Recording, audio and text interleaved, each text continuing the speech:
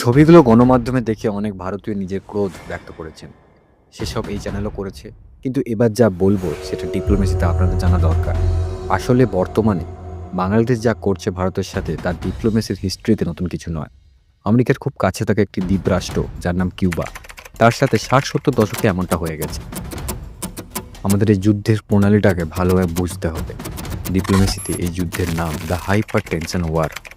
যার স্ট্র্যাটেজি হলো প্রতিবেশী বৃহৎ দেশটির বিরুদ্ধে প্রতিদিনই এমন কিছু রাখা যাতে প্রতিদিনই গ্লোবাল নিউজে বৃহৎ দেশটিকে বিব্রত করে রাখা যায়, এবং বারবার এমন দেশি বিরোধী কর্মকাণ্ডের পর একটা সময় সেই বৃহৎ দেশটি নিজের নার্ভের উপর নিয়ন্ত্রণ হারায়, যার ফলে এমন কোনো সহিংস পদক্ষেপ গ্রহণ করে তখন সেটাকে প্রপাগান্ডা করে বাকি সময়গুলো ডোনেশন ও হিউম্যানিটির দোহাই দিয়ে বিশ্বের বাকি উন্নতশীল দেশগুলোর কাছ থেকে ভিক্ষা ও ডোনেশন পাওয়া যায়।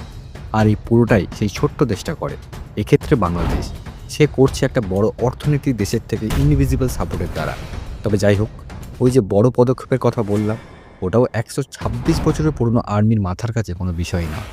এমনকি এ বিষয়ে যদি প্রথমে বলা আমেরিকার কথা বলি, তাহলে আমেরিকা তো নিউক্লিয়ার অবধি মারবে বলে ঠিক করেছিল, পরে অবশ্য পিছু হটেছিল।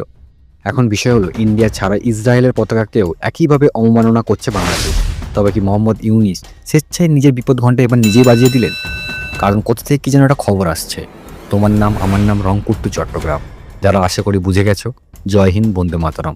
আর যারা এখনো বোঝোনি তাদের জন্য এই নিয়ে একটা ডিটেলসে ভিডিও আসতে চলেছে এই চ্যানেলে, সঙ্গে থাকো।